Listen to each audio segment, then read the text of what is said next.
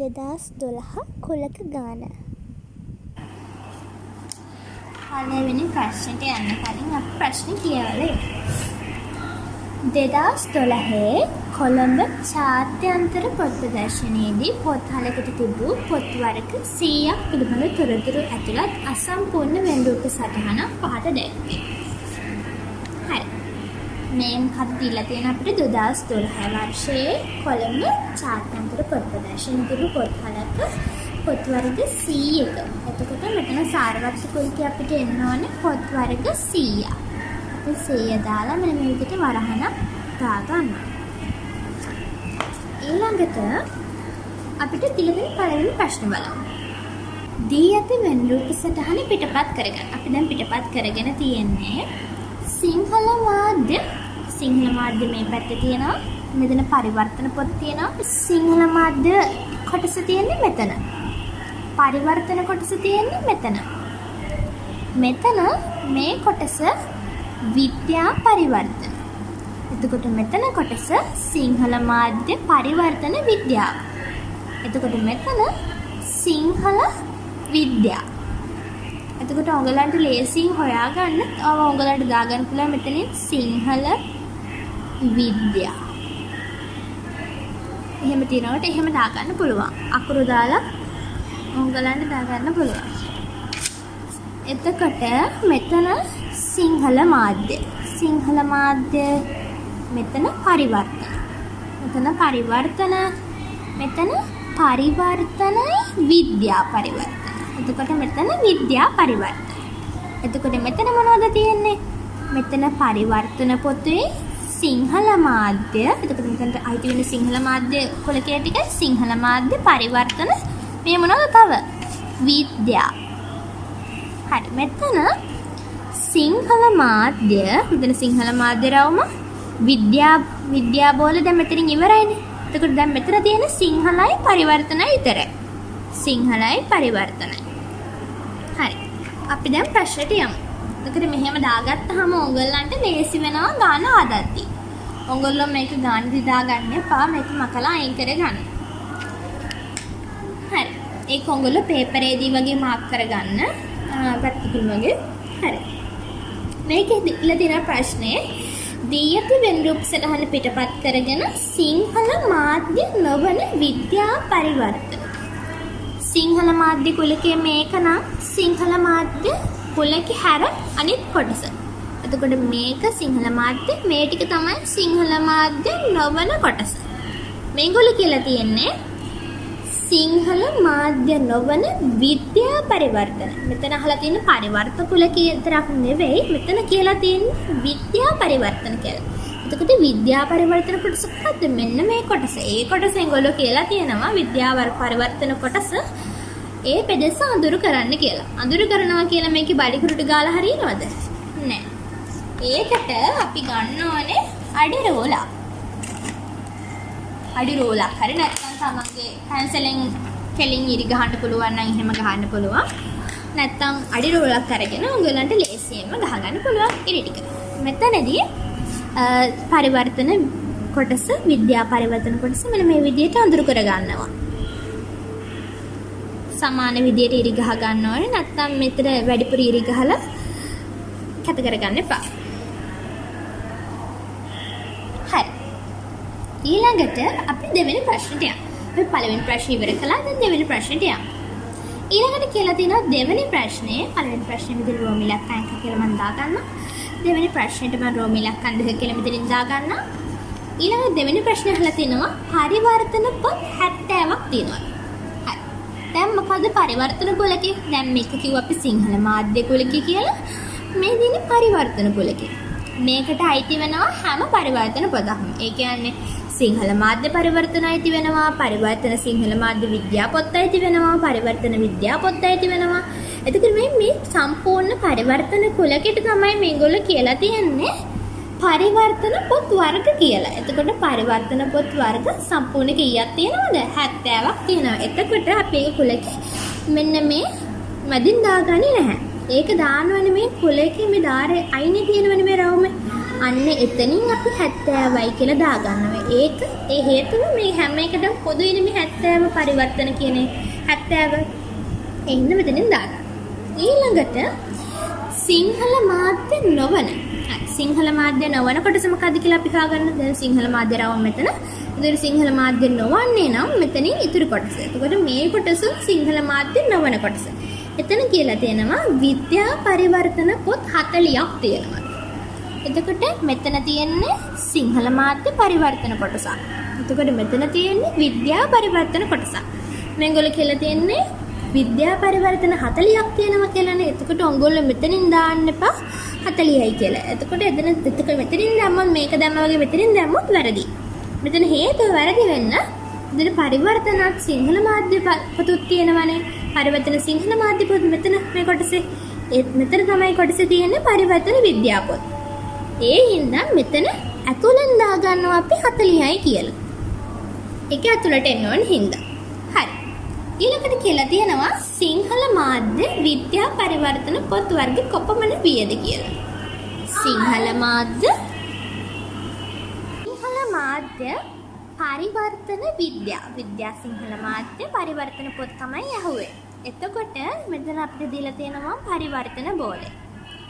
එතකොට මෙන්න මේ කුලකේ අපිට පරිවර්තන කුලකේ 70ක් තියෙනවා කියලා දාලා තියෙනවා නේද? එතකොට මෙතන මේ 70ට මේ ටිකක් අයිති. මේ සම්පූර්ණ කොටසනේ. එතකොට මේ සම්පූර්ණ 70න් මෙතන සම්පූර්ණ වෙලා තියෙනවා සිංහල මාධ්‍ය පරිවර්තන ටික. සිංහල මාධ්‍ය පරිවර්තන ටික මෙතන සම්පූර්ණ වෙලා තියෙනවා. එතකොට මේ පැත්තෙන් මේ කොටස සම්පූර්ණ වෙලා තියෙනවා පරිවර්තන කොටසක්. එතකොට මෙතන මේ කොටසත් සම්පූර්ණ වෙලා තියෙනවා. එතකොට මේ කොටසත් පරිවර්තන විද්‍යාව මෙතන සම්පූර්ණ වෙලා තියෙනවා. එතකොට අපිට හොයාගන්න තියෙන්නේ මෙන්න මෙතන කොටස. එතකොට අපි මේ කොටස හොයාගන්නේ කොහොමද? ඒක හරිම ලේසි. මුලින්ම අපි ප්‍රශ්න ලියා ගන්න ඕනේ. ඒ කියන්නේ ප්‍රශ්නෙට අපි උත්තරය ලියන්න කලින් එකට වගන්තියක් ලියන්න ඕනේ. කොට රූල් පොතක නම් මෙතන ඉඳන් කොට 9ක් ගෙනලා සමාන කිරීමක් දාගන්න එකම විදිහට දානවා නම් හොඳයි. හරි. දෙවෙනි ප්‍රශ්නේ අපිට අහලා තිබ්බේ සිංහල මාධ්‍ය විද්‍යා පරිවර්තන පොත් කොපමණද කියලා. එතකොට අපි දාගන්න ඕනේ සිංහල මාධ්‍ය. එතනින් අපි මේ පෙළ දෙකට ලියපු නිසා සංගල වරහණක් දාගන්නවා. ඊළඟට අපි මෙතන පොදු වගේ ගන්නවා. මෙතන මේ කුලකයට අයිති ප්‍රමාණය 70යි. ඒ 70න් අපි අඩු කර ගන්න ඕනේ. මෙතන තියෙන 40යි 12යි 7යි.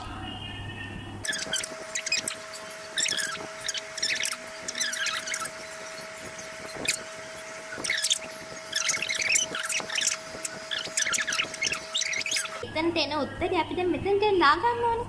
අපි මේ කොටස මකාගෙන මෙතනට අපි 11 දාගමු. හරි.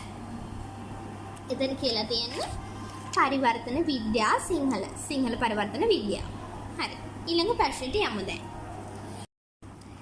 සිංහල මාධ්‍ය පොත් වර්ග 20ක් තිබුණා. එතකොට දැන් සිංහල මාධ්‍ය එක එතකොට සිංහල මාධ්‍ය පොත් තියෙනවලු 20ක්. අපි මෙතනින් දාගමු 20යි කියලා. හරි. මෙතනට එන්න සිංහල මාධ්‍ය පමණක් කොටසට අපි කොච්චරක් ඉනවද කියලා බලමුද? මේක කියලා තියෙනවා සිංහල මාධ්‍ය පොත් වර්ග 20ක් තිබුණා නම් ඉන්න කොපමණ පරිවර්තනය නොවීද? මේ තියෙන පරිවර්තන කොටස මේ තියෙන පරිවර්තන නොවු කොටසයි බලමු පරිවර්තන නොවුනේ කොච්චරද කියලා. සිංහල මාධ්‍ය එතකොට අපි 20න් අඩු කරන්න ඕනේ. අපේ 20 මෙන්න මේ සිංහල මාධ්‍ය 20ක් තියෙනවනේ අවයව. ඒ 20න් අපි අඩු කරන්න ඕනේ. මෙතන 11යි මේ 7යි. එතකොට එතන එනවා 18ක්. ඒ 18න් 20ක් අඩු කරාම අපිට උත්තර එනවා 2යි. එතකොට පරිවර්තනයේ වෙච්ච නැති කොටස තමයි සිංහල මාධ්‍ය අවයව දෙකක් තියෙනවා. හරි. අපි දැන් යමු හතරවෙනි ප්‍රශ්නෙට. ඊළඟ ප්‍රශ්නේ අපිට කියලා තියෙන සිංහල මාධ්‍ය හෝ දැන් සිංහල මාධ්‍ය රවුම සිංහල මාධ්‍ය හෝ පරිවර්තන නොවු පොත් වර්ග ප්‍රමාණය හොයන්න. මේ තියෙන පරිවර්තන නොවුණු කොටස මේ තියෙන්නේ සිංහල මාධ්‍ය මේ පරිවර්තන නොවන කොටස මේ පරිවර්තන කොටස. මෙතනද කියලා දෙන්නේ මේ හෝ කිව්වොත් අපි ගන්නෙ හෝනම් නීලය හානම් ඡේද්‍ය. හරි සිංහල මාධ්‍ය හෝ පරිවර්තන නොවූ පොත් ගැන අපි අහලා තිබ්බේ. එතන තියෙන්නේ පොත් හලේ පොත් වලින් මුළු පොත් වලින් පොත් ප්‍රමාණයෙන් 25න් 7ක් බව පෙන්වන්න. අපි බලමු කොහොමද එහෙම බව පෙන්වන්නේ කියලා. 25න් 7ක් බව කොහොමද අපි පෙන්වන්නේ කියලා. මෙතන කියලා තියෙනවා සිංහල මාධ්‍ය හෝ පරිවර්තන නොවූ පොත්. සිංහල මාධ්‍ය පරිවර්තන නොවූ පොත්. එතකොට සිංහල මාධ්‍ය පරිවර්තන නොවූ පොත් කොටස කියන්නේ මෙන්න මේ දෙක. මේගොල්ලෝ අහලා තියෙන්නේ සිංහල මාධ්‍ය පරිවර්තනයක් නොවුච්ච පොත්. ඒ කියන්නේ මේ කුලක දෙකෙන් පිට තියෙන කොටස කොච්චරද කියලා තමයි අහන්නේ. මෙතන තියෙනවනේ අවයව 70යි මෙතන 72යි. ඒ කොටස අඩු වෙන්න ඕනේ 100ෙන්. එතකොට අපිට එනවා පිට තියෙන අවයව කොටස කොච්චරද කියලා. අපි බලමු කොච්චරක් තියෙනවද කියලා. එතකොට අපි ලියා ගන්න ඕනේ මෙතනින් වගන්තියක් මෙතනින් 100ෙන් අපි අඩු කර ගන්න ඕනේ. ඍණ මෙතන 70යි මෙතන සම්පූර්ණ රවුම 70යිනේ මෙතන අවයව දෙකයිනේ දෙන්නේ. ඒක එතකොට 70යි 72යි. 72යි.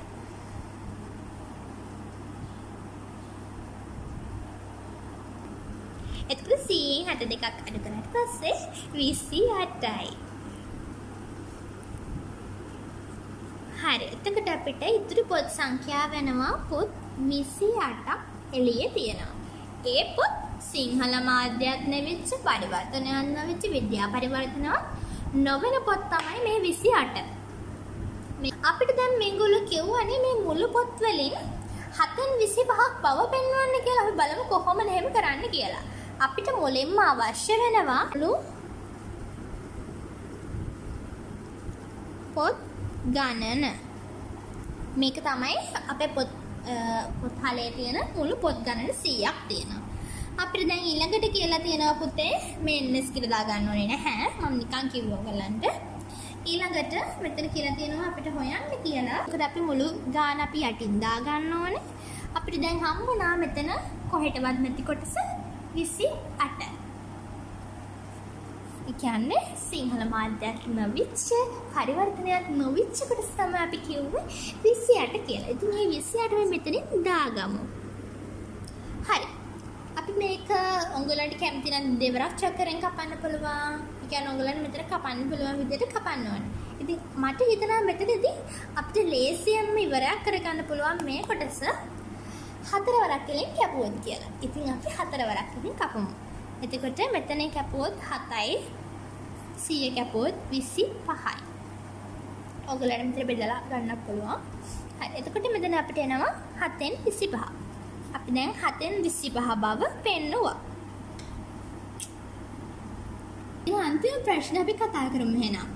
පොත් හලක හිමියා තම අතීතවත් එක්කම වුණු පොත් වර්ග විකිණීමේ අනුපාතය සලකා මේ අනුපාතයේ පොත් වර්ග විකිණීමට ගෙනවෙත් තිබුණා. ඒ කියන්නේ මෙයා අතීතත් එක්කම අනුව පොත් හලේ විකිණීම වලට අනුපාතය ගෙනලා දෙනවා. අතීතත් එක්කම අනුව කියන්නේ එතකොට දැන් මේ තියෙන්නේ අතීත අනුවනේ. ඒ කියන්නේ මේක වෙනස් වෙලා නැහැ.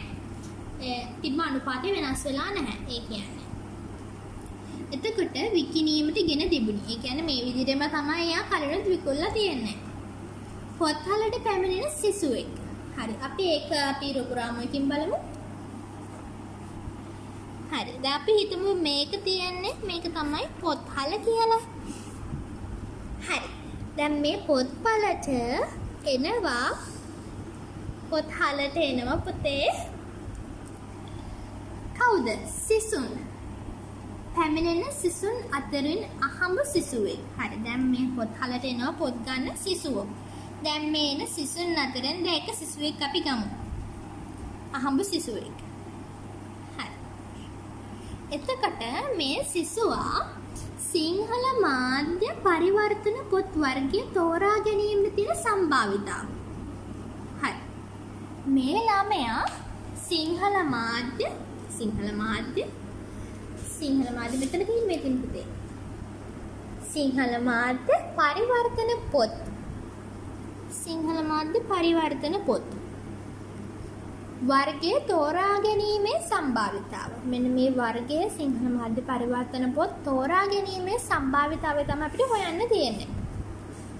මෙන්න මේ කොටස. එතකොට මෙතන එනවා සිංහල මාධ්‍ය පරිවර්තන එන්නේ කොටසක් එනවා. මෙතන පරිවර්තන විද්‍යා සිංහල කියලා එතන වෙනසක් නැහැ. මෙතන තියෙන්න පුළුවන් සිංහල පරිවර්තන. ඒ හින්දා මේ කොටසත් අපි ගන්නවා. මේකට මෙන්න මේ සම්පූර්ණ කොටස තමයි එන්නේ. එතකොට ඒක අපි හදාගන්නේ මෙහෙම. අපි ඒකට ලියා ගන්නවනේ මුලින්ම වගන්තිය පස්වෙනි ගානට සිංහල මෙතන 11යි මෙතන 7යි. එතකොට අපිට පොත් 18ක් එනවා. අපිට හොයන්න තියෙන සිංහල මාධ්‍ය පොත් පරිවර්තන තෝරා ගැනීම සම්භාවිතාව. අපි ඒකටත් වගන්තිය ලියාගමු. මෙතනදී අපි ගන්න ඕනේ මුළු අවයව ගන්න අපිට පොත් 100ක් තියෙනවා 100 දා ගන්නවා මෙතනට. එතකොට මෙතන එකතු අපිට ආව 18ක්. මෙතනට 18ක් දා ගන්න අප. ඊට පස්සේ මේක අපිට තියෙන්නේ කලින් වගේ බෙදා ගන්න. මේක දෙවරක් වලින් කැපුවොත් 9යි මෙතනට කැපුවොත් 50යි. එතකොට 9න් 50ක් එනවා අපිට සිංහල මාධ්‍ය පරිවර්තන පොතක් තෝරා ගැනීමේ සම්භාවිතාව. ඉතින් අද ගාන ගැටලු තියෙනවා නම් ඔයගොල්ලෝ කමෙන්ට් එකක් විදිහට දාන්න පුළුවන්. ඉතින් අදට මේ වීඩියෝ එක මෙතනින් ඉවරයි. තවත් මේ වගේම කුලක ප්‍රශ්නයක් අරගෙන එන්නම්. එහෙනම් ඔයගොල්ලෝ සුබ දවසක්.